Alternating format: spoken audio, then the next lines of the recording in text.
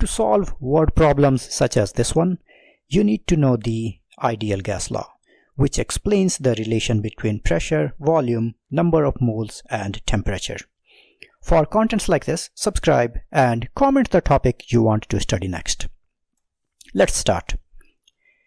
Ideal gas law is given by PV equals nRT. P is the pressure, V is volume in liters.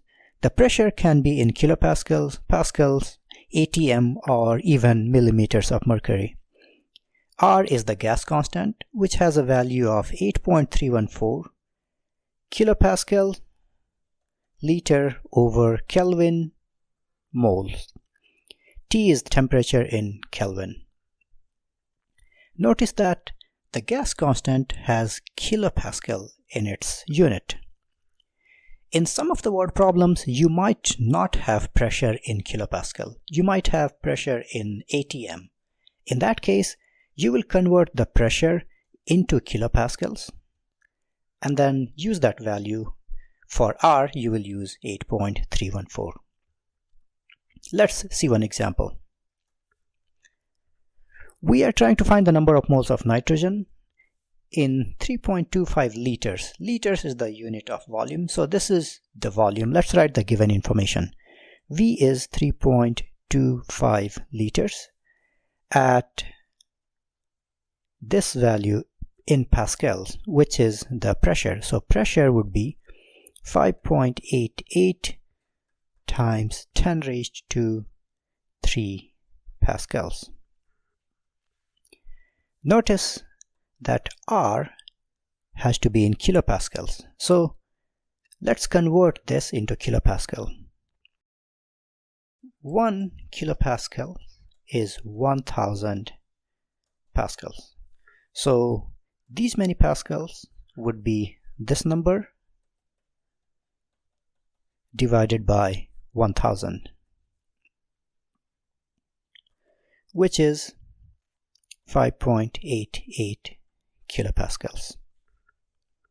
And now we have this temperature, 25.5 degrees Celsius.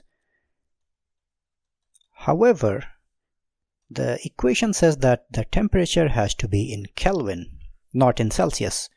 To convert degrees Celsius to Kelvin, all you do is add 273. So the temperature in Kelvin is 298.5. We have VPT. R is a constant which we have seen in kilopascal, liter, Kelvin, moles. We don't know the value of number of moles. Let's write the equation. PV equals nRT. We know everything except N. We isolate for N by dividing both sides by RT. So we have PV over RT equals N. So N would be P, which is 5.88, times volume, which is 3.2425, over R, 8.314, times the temperature, 298.5.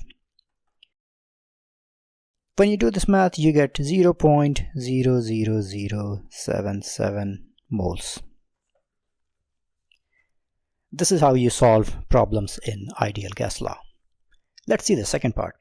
If the gas was hydrogen instead of nitrogen, will it change the number of moles? Notice that all the values that we used, volume, pressure, temperature, gas constant, none of them corresponds to any particular element or any particular gas.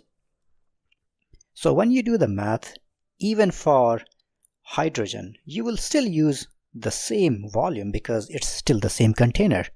It's still at the same pressure. The temperature is the same and gas constant always have the same value. So when you do your math, you will use the same numbers. That means the same calculation will be repeated. You will still get the same number of moles.